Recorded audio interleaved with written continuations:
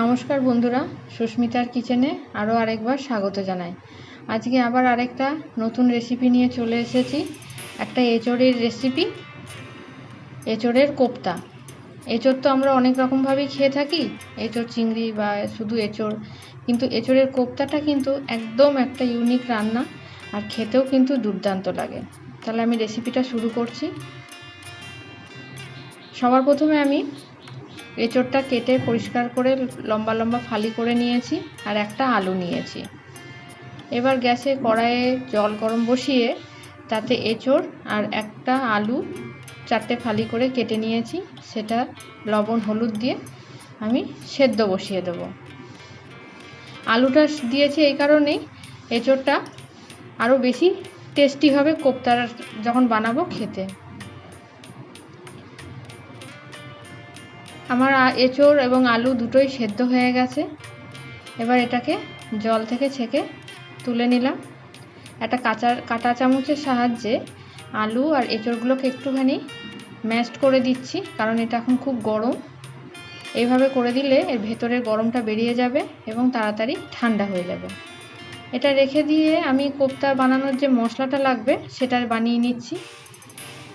আমার মশলার মধ্যে আমি একটা বড় সাইজের টমেটো নিয়েছি, একটু রসুনের কোয়া নিয়েছি, আদা ছাড়িয়ে নিয়েছি, আর 5টা কাঁচা লঙ্কা নিয়েছি।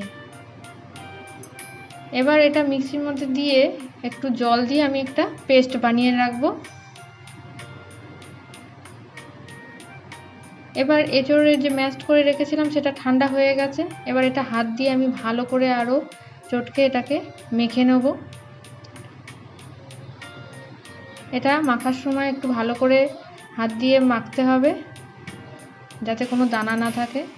এবার এর মধ্যে আমি স্বাদ অনুসারে লবণ, হাফ চামচ মতন হলুদ গুঁড়ো, হাফ চামচ মতন ধনে গুঁড়ো এবং হাফ চামচ মতন জিরে গুঁড়ো দিয়ে দেবো, আর হাফ চামচ মতন একটু লঙ্কার গুঁড়ো। আর এটা মাখার জন্য আমি 4 চামচ মতন বেসন দেব। বেসন দিয়ে মাখলে এটা ভাঙবে না। আমি একটা বলের মতন বানাবো, যেটা তেলে ভাজবো, সেটা বেসনটা দিলে ভালো আটকে থাকে। এবার সমস্ত মিশ্রণটাকে দিয়ে আমি হাত দিয়ে ভালো করে মেখে নেব।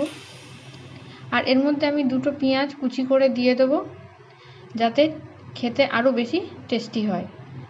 এবার সমস্ত মিশ্রণটাকে দিয়ে আমি ভালো করে মেখে নেব। এবার এরকম ছোট ছোট বল মতন বানিয়ে নেব।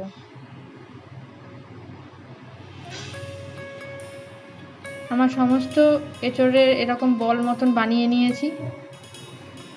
এবার কড়াইতে আমি সর্ষের তেল দিয়ে দেবো 3 চামচ মতন।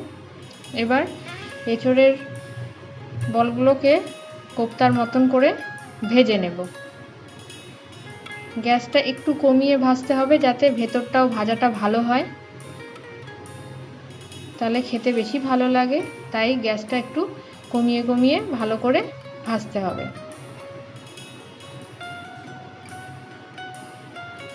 আমার কোপ্তাগুলো ভাজা হয়ে গেছে।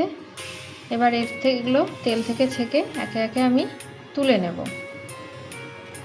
এবার বাকি যে কোপ্তাগুলো আছে সেইগুলো একইভাবে ভেজে নেব। অবশ্যই ভাজার সময় একটু গ্যাসের ফ্লেমটা লো রাখতে হবে, তাহলে এগুলোর ভেতরটাও সুন্দর ভাজা হয়ে যায়। সমস্ত কোপ্তাগুলো ভাজা হয়ে গেছে। এবার ওই তেলের মধ্যে আমি 1 চামচ জিরে, সাদা জিরে আর একটা দারচিনি ফোড়নে দিয়ে দেব।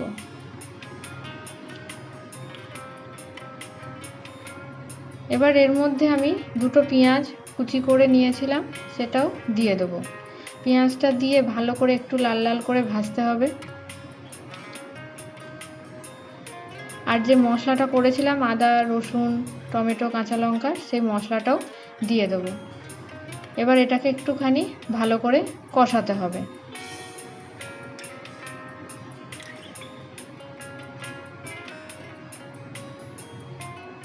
এর মধ্যে এবার আমি একটা তেজপাতা ছিঁড়ে দিয়ে দেব। তেজপাতা দিলে সুন্দর একটা গন্ধ আসে। এবার এটাকে ভালো করে কষাতে হবে। আর দেব কিছু গুঁড়ো মশলা, যেরকম 1 চামচ হলুদ গুঁড়ো, 1 চামচ কাশ্মীরি লঙ্কার গুঁড়ো, 1 চামচ ধনে গুঁড়ো আর 1 চামচ জিরে গুঁড়ো, সমস্ত গুঁড়ো মশলাটাকে দিয়ে এবার ভালো করে এটা কিছুক্ষণ কষিয়ে নিতে হবে। মশলাটা একটু বেশিক্ষণ ধরে কষালে রান্নার টেস্ট কিন্তু তত বাড়ে। ওই জন্য যে কোনো রান্নার মশলা একটু ভালো করে সময় নিয়ে একটুখানি কষাতে হয়। মশলাটা প্রায় কষানো হয়ে এসছে, মশলার থেকে আমার তেল ছাড়তেও শুরু করে দিয়েছে।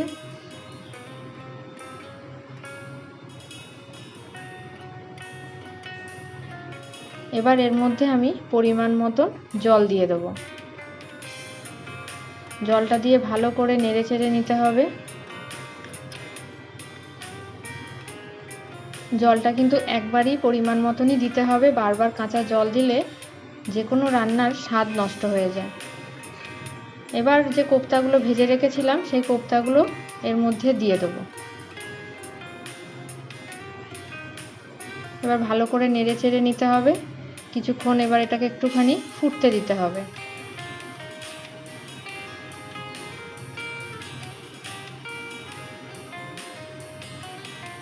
এবার এর মধ্যে আমি স্বাদ অনুসারে লবণ এবং স্বাদ অনুসারে চিনিটাও দিয়ে দেবো। আমি আগে লবণটা দিইনি, যেহেতু কোপ্তাগুলোর মধ্যেও লবণ ছিল, তাই আমি জল দিয়ে তারপরে একটুখানি লবণ দিচ্ছি। আর দেব 1/2 চামচ মতন গরম মশলার গুঁড়ো। এবার এটাকে আরেকটু ভালো করে নেড়ে চেড়ে নিতে হবে। কোপ্তাগুলো ঝোলের মধ্যে দিয়ে কিন্তু সুন্দর ফুলে গেছে।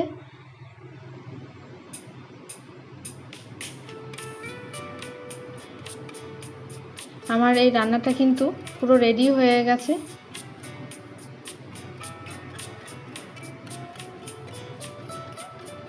আপনাদের যদি এই রেসিপিটা ভালো লেগে থাকে অবশ্যই লাইক সাবস্ক্রাইব করতেও ভুলবেন না। এবার এটা আমি গরম গরম পরিবেশন করে দেবো।